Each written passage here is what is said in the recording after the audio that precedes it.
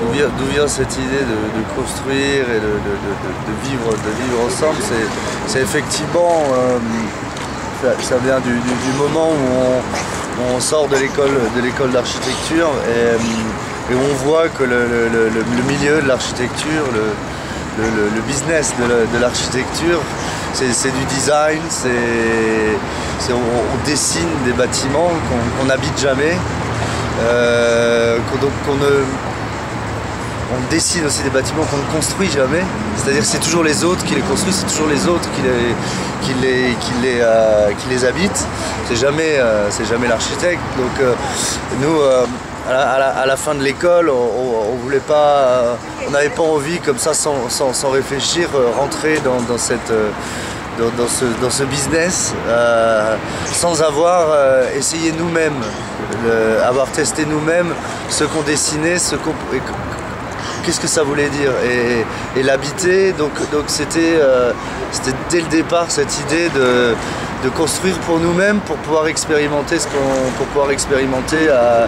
qu'on est capable de faire à notre échelle et de ne pas dessiner des bâtiments voilà, qui sont une échelle qu'on ne maîtrise plus. Et du coup, un des problèmes de l'architecture, c'est aussi ça.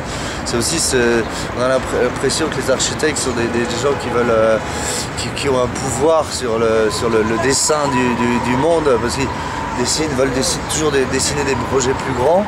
Je caricature un petit peu, mais l'idée d'habiter ensemble, c'est aussi fabriquer ensemble selon les besoins, et donc c'est une expérimentation. C'est-à-dire que l'architecture est avant tout un processus de conception et construction des besoins dont nous avons besoin.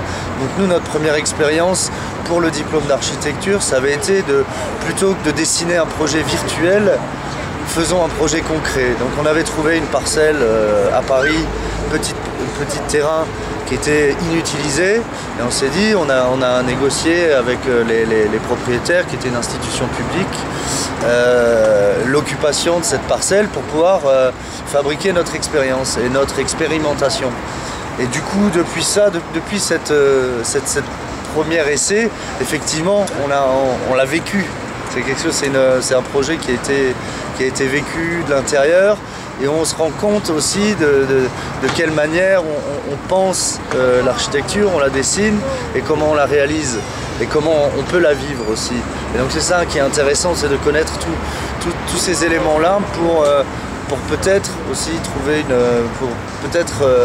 projeter une architecture différente, plutôt que de jouer sur des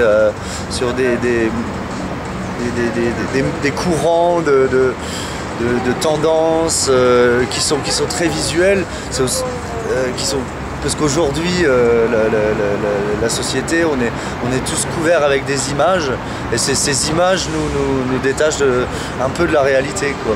Donc le fait de construire et de vivre ensemble, c'est justement d'aller contre l'image, donc ensuite, quand on utilise l'image, par exemple, de l'UFO, c'est pour créer une histoire. C'est pour créer une histoire qu'on peut partager avec d'autres, c'est pour créer à un moment donné ce moment inattendu dans la ville, quoi. Mais on ne dessine pas une architecture par une projection d'une image, quoi. Donc,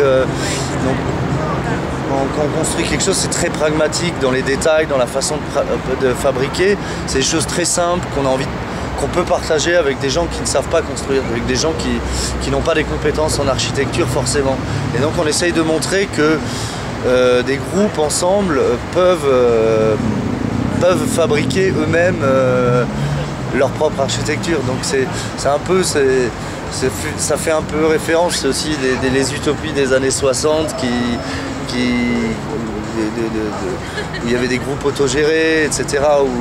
Donc on ne reprend pas ça complètement, mais c'est des choses qui nous intéressent, et